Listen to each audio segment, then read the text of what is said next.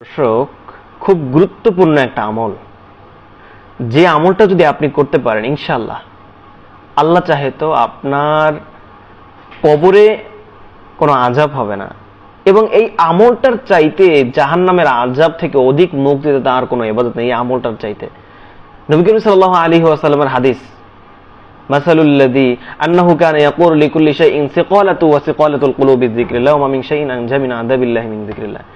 এক সাহাবী নবী করিম সাল্লাল্লাহু আলাইহি ওয়াসাল্লামের কাছে এসে বলেন, ইয়া রাসূলুল্লাহ, আমি বিভিন্ন কাজে ব্যস্ত থাকি, কাজে ব্যস্ত থাকার কারণে আমি নেকামল করতে পারি না, আমি নেকামল থেকে অনেকটাই গাফিল থাকি, আপনি আমাকে এমন একটা নেকামল শিক্ষা দিন যেটা আমি সদা সর্বদা সবসময় করতে পারবো। নবী করিম সাল্লাল্লাহু আলাইহি ওয়াসাল্লাম বলেন, তোমার জিহ্বাকে সদা সর্বদা জিকির দ্বারা তরুতাজা করে রাখো, এবং এই আল্লাহর জিকির অপেক্ষা জাহান্নামের আযাব থেকে অধিক মুক্তিদাতা আর কোনো ইবাদত নাই। এই জন্য আমরা বেশি বেশি মাওলার জিকির করব।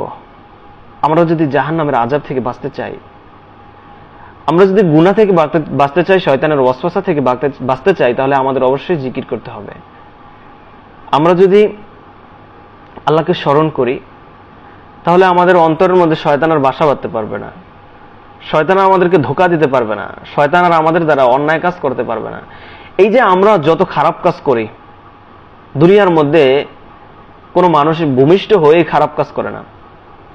দুনিয়ার মধ্যে কোনো মানুষ ভূমিষ্ঠ হয়ে চুরি, ডাকাতি, ছিনতাই, আহাজারি, জুলুম, ধর্ষণ, খারাপ কাজ, এই সকল কাজ মানুষ করে না। কখন করে?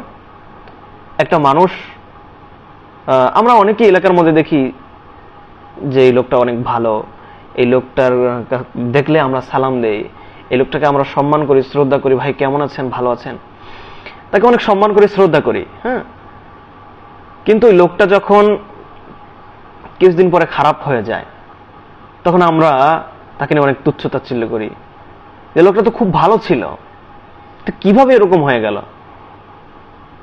মানুষ ভালো থেকে খারাপ হওয়ার একটাই কারণ, সেটা হলো সোহবাত।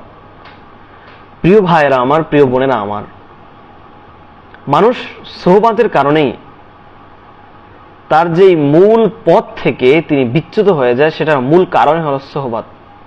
আপনি চোরের সাথে সোহবাত লাগান, আপনি চোর হয়ে যাবেন। ডাকাতের সাথে সোহবাত লাগান, ডাকাত হয়ে যাবেন। খারাপ মানুষের সাথে সোহবাত লাগাবেন, খারাপ হয়ে যাবেন। অর্থাৎ যেই মানুষটা যেভাবে চলে, ওই মানুষটার সাথে যদি আপনি সোহবাত লাগান, ওই মানুষটার সাথে যদি চলাফেরা করেন, তার সাথে যদি আপনার সর্বদা সম্পর্ক থাকে, চলাফেরা থাকে, তাহলে ওই মানুষটার মতো আপনি হয়ে যাবেন। অতএব আমাদের সোহবাত থাকা দরকার ভালো মানুষের সাথে, নামাজদের সাথে, যারা মানুষদেরকে সম্মান করে, শ্রদ্ধা করে, ভালোবাসে, উপকার করে, তাদের সাথে। এজন্য আমরা